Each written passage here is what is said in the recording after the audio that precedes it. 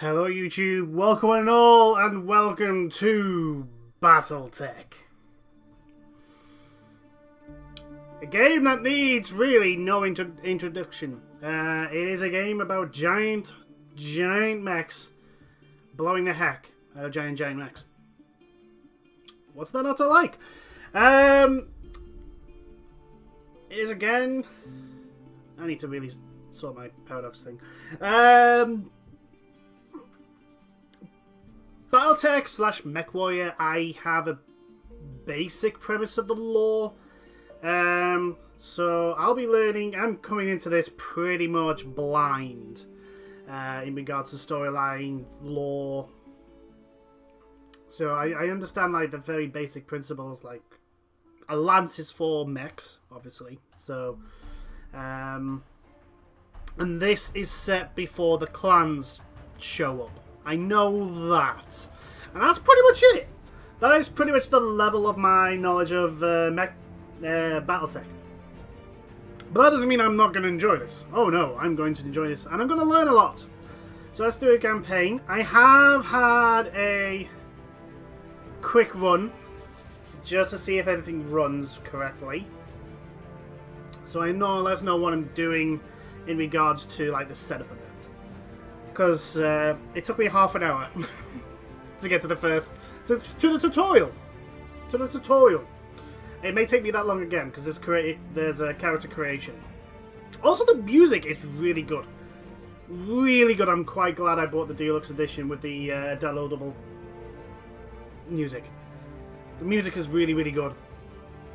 Really, really good. Yes, facing matters. Keep your least damaged armor locations facing your enemy. Yes. Armor can be stripped away. Armor can be,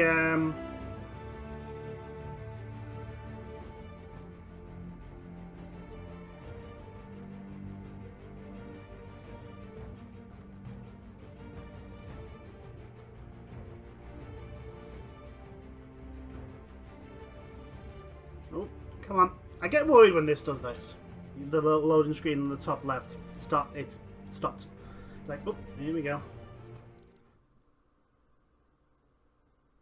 Now there's a cutscene. I think the audio should be okay.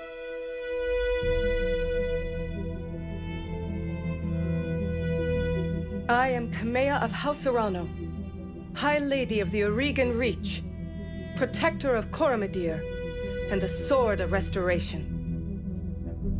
But I am not a hero, no matter what the stories say. A hero would have sacrificed more, compromised less. A hero would have done better. You know this, of course. You were there. My father used to tell me stories about the ancient times. About the Star League, a golden age of prosperity, upheld by the great mech warriors of old, guardians of the innocent, protectors of the peace. I always dreamed of following in their footsteps. I was too young to see the truth of things. After all, it wasn't heroism or a noble cause that won me the throne. It was hiring a mercenary, skilled enough, perhaps ruthless enough, to carry the day. Hiring you. I still don't know if you fought for honor or for the thrill of it, for belief in my cause, or just in my money. But whether it was your noble heart or mercenary mind, your actions gave us hope. That makes you a hero in the eyes of history. Whether you believe it, that's up to you. BattleTech Restoration. So, we're into the character creation. Welcome to the... and I know she said it in the cutscene, but I'm going to be mispronouncing words left, right, and center. So I apologize up front at the very beginning of this video. I apologize. I do mean no harm. I just am terrible at pronunciations. Welcome to the Erugian Reach. The Erugian Reach is a small kingdom in the Windward periphery. This bodes well, doesn't it? Periphery. A region of space that lies in the outskirts of the more densely colonized inner sphere. It is home to the Erugian Coalition, a federation organized around a parliamentary monarchy and ruled by the Arano family. For 3 generations under the rule of House Arano, the Erugian Coalition has remained a relatively peaceful corner of the periphery. It is here the story begins. So, if we click on these, or just mouse over them, it'll tell us what it'll lore dump us. So the periphery is a region of space bordering and surrounding the inner sphere. The area directly opposite to the galactic core is known as Windward, as the Windward Periphery. The Windward Periphery is home to a major states such as the Majesty of Cannabis, the Turian Concordat, and the Erugian Coalition, as well as a large number of independent worlds. The inner sphere. The inner sphere is the region of space within about 500 light years of Terra, Earth. This area is divided between the 5 successor states to the former Star League. This region is the heart of human civilization and culture. Beyond the inner sphere is the periphery. Erugian Coalition is an interstellar state in the Erugian Reach area of the Windward Periphery, bordering both Capellian and Turian space.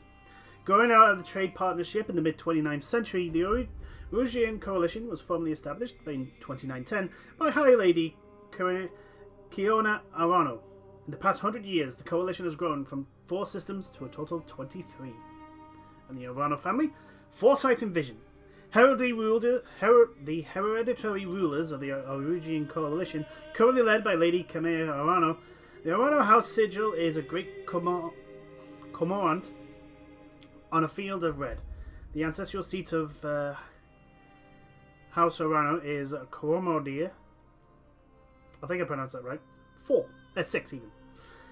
From the early days of the Windward Trade Partnership and the founding of the Erugian Coalition in 2910 through to the current day, House Arano has led the system of the Erugian Reach.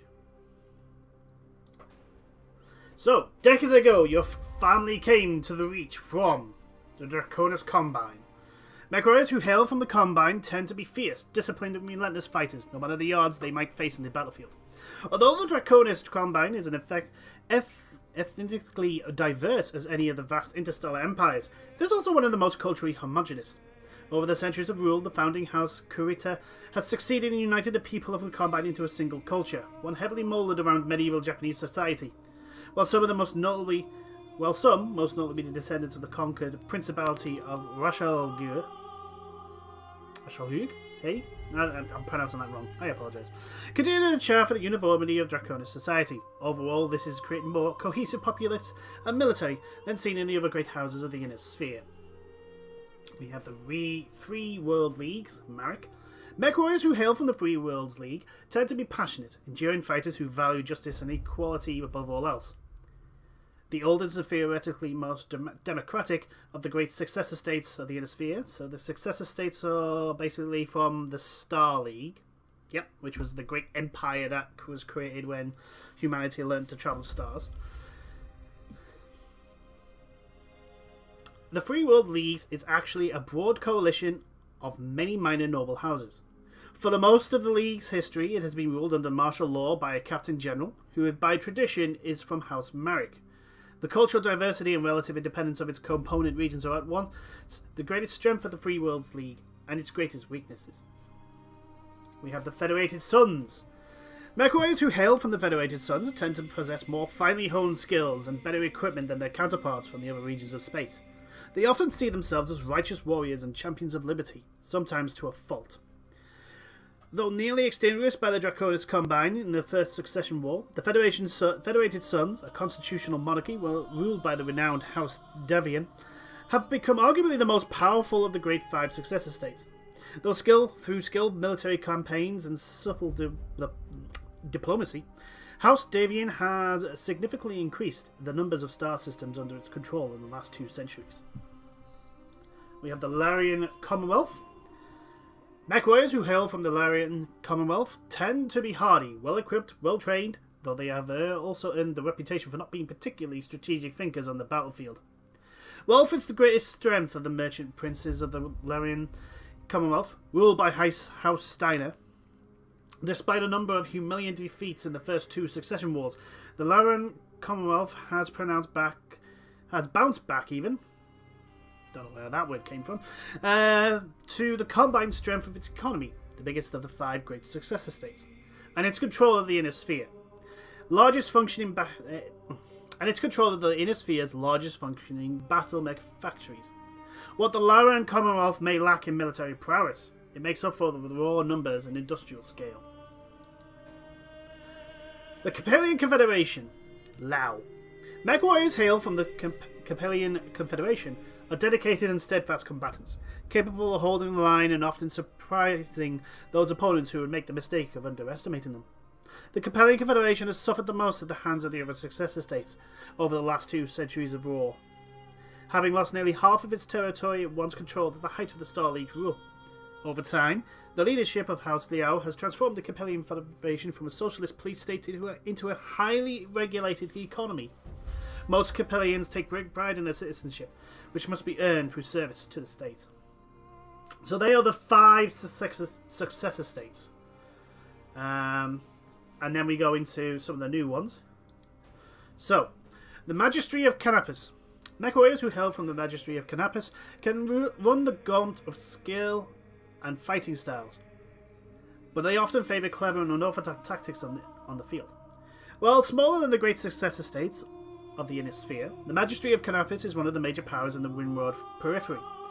The Magistry is a matriarchal society led by a Matrix. This is an elected position open to any woman, but largely controlled by House Centrella, due to the family's popularity. The Magistry supports an open society that ensures the personal liberty of all citizens, and their right to live their lives as they see fit. Then we have the Turian Concordat. Mech warriors who hail from the Turian Concordat tend to be stubborn and aggressive. They tend to be quick to anger, but they are nonetheless skilled and perceptive combatants. Founded as a constitutional monarchy under the leadership of House Calderon, the Turian Concordat is the strongest military power of the Windward periphery. It is also one of the most oldest surviving realms of human civilization, having been formed long before the creation of the Star League. Turian citizens enjoy extensive freedoms guaranteed by the Concordat Charter, and take pride in defending those freedoms through compulsory service. The Turian Concordat has long had an antagonistic relationship with the Inner Sphere, particularly the Federated Sons. Windward Periphery. There's no easy way to characterize mech warriors hailing from the Windward Periphery. They can be anything from petty thugs to ruthless tacticians to skilled and honourable warriors. The nations and minor noble houses of the Windward Periphery have long played a role in shaping humanity. The Star League's downfall began in the periphery, eventually leading to the current tattered states of these desperate star systems on the edge of known space. Periphery is still the galaxy's frontier, where the great houses of the Inner Sphere play deadly politics. Petty bandit kingdoms thrive, and pirate bands prey on the minor noble houses, trying to survive in this hostile environment. And then we have the Deep Periphery. Mech warriors that hail from the Deep Periphery are rare, but even rare is the mech warrior who will admit to such an origin. Beyond the outermost edges of the periphery lies the depths of space that remain uncharted and unknown to most of humanization. Little is known about these regions, but they are far from uninhabited even. Uninhibited. Oh god, I am doing it terribly. But anyway, let's continue. I've started, so I finish. The Deep Periphery is littered with abandoned colonies and small outposts, isolated from the rest of humanity. After the fall of the Star League, General Alexander Kerensky led the remnants of the Star League Defense Force into the Deep Periphery, disappearing from the Inner Sphere and from recorded history. Oof. So the Star League Defense Force was the largest military force in human history, with over 100 million soldiers serving in 486 divisions at its peak. The SLDF suffered horrific losses opposing Stefan Amaris in the Amaris Civil War. So I think I'm going to come from the Windward Periphery. It's a bit of a basic thing, but anyway. You are of noble birth. Though immigrants to the Erugian Reach, your family soon established a comfortable presence in a small backwater system on the edge of the Erugian space. By the time you were born, your family had become the de facto ruling nobility of the system's only inhabited planet. You were the oldest child, heir to the family's titles and ancestral BattleTech, an old blackjack BJ1. This is where you meet Raju Mastiff Montgomery, a veteran of the Succession Wars, whom your parents hired on a season to train you as a mech warrior. For a season. Raju was a strict but capable teacher, and you quickly became a skilled pilot under his tutelage. It was an uneventful life. Until the day after your 16th birthday, when you... Well, I'm going to read through them, but the channel title basically means I'm picking the top one. Right, so we'll leave that till last. You struck out on your own. As heir to the noble family, you grew up wanting nothing, and as it turned out, you couldn't stand a life of a pampered nobility. Finally, one night, you stole away the family's ancestral blackjack and set off to find a new life to call your own. Your family went bankrupt. As you grew older, you watched your family fortune, income, and influence slowly dwindle away, until there was nothing left. Your parents, driven to despair, took their own lives. Jesus. With nothing but your family's ancestral blackjack left to call your own, you set off to make a new life for yourself. Your family died in an accident. The rest of your family died in a freak jump ship accident, after which you discovered they had left nothing behind but piles of debt. After selling everything to settle your debt, you set off on your own, with only your family ancestral blackjack left to your name. Your family was betrayed.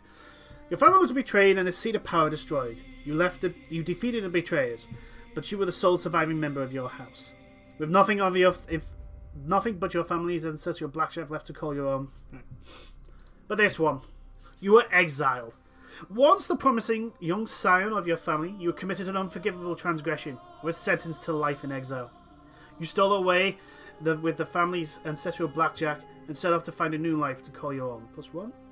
Economy and tactics. Out of young, you fell into the life of a Erugian coalition soldier. Unsure of your pursuit, you traveled to Coromadia, even, the capital of Erugian coalition, and listened in the Erugian military. You quickly rose through the ranks, distinguished yourself as a reliable mech warrior. Life as a soldier wasn't glamorous, but it suited you just fine. Frontier pirate, tired of living on the authority of others, you fell in with a local pirate gang of the Rimworld Periphery. It was an unruly crew, but an effective one. Roaming the periphery afforded your outfit with a steady supply of poorly defended merchant caravans and supply depots to prey upon. While raids did occasionally evolve into combat, you quickly learned that successful piracy is mostly about being in the right place at the right time, with the right threats and a good show of force. Solaris Gladiator, you took your skills as a mech warrior to the famed arena of Solaris 7. There you eked out a living as a gladiator, fighting for the crowd in minor arenas, getting by from paycheck to paycheck.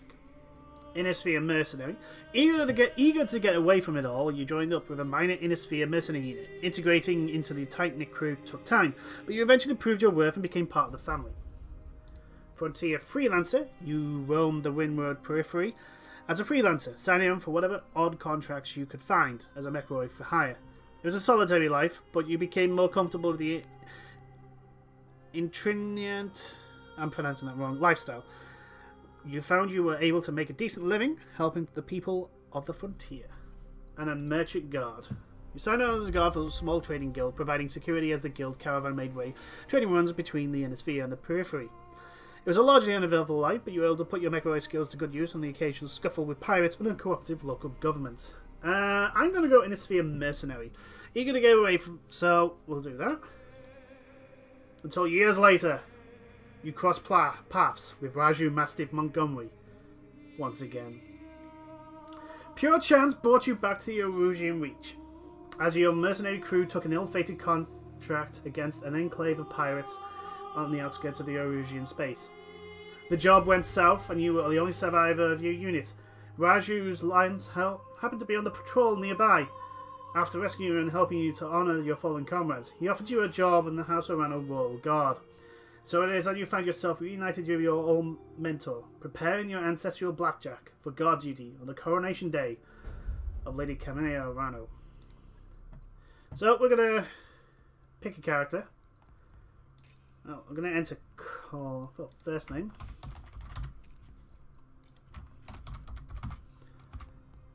go. Exile. She, they, he. Well, obviously we're going to be a guy.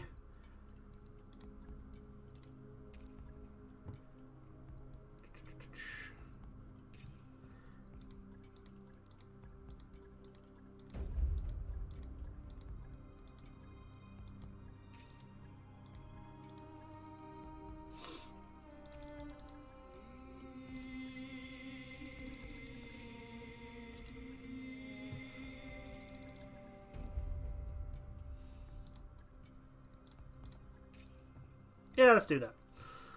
Skin, lips.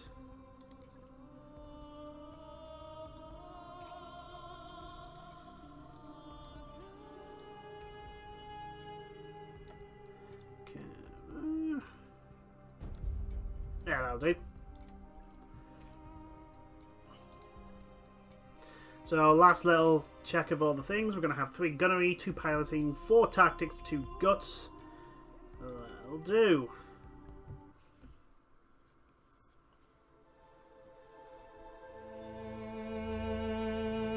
The High Lord, Tamati Arano II, is dead. The Erusian Reach is left at its own certain crossroads. Once prosperous, it is now a kingdom in decline, surrounded by powerful neighbours. Lord Santiago Espinosa, brother-in-law and late to the late High Lord, is convinced that the slow-moving Council of Founding Houses must be dissolved. His proposed directive would conscript the House Guard and centralise power under a single throne. However, the High Lord's heir, the noble Lady Kamea Arano, is determined to rebuild the Reach without transforming it into an authoritarian state. She refuses to enact her own directive and has rebuked his vehement pleas to reconsider. On the morning of Lady Arano's ascension to the throne, her loyal captain of the guard, Raju Mastiff Montgomery, makes preparations to escort her safely to the coronation process that awaits in Cordia City. And that'll be it for this video. Thank you everyone for watching. I will see you on the next one where we will get actually to the tutorial. Till then, toodles.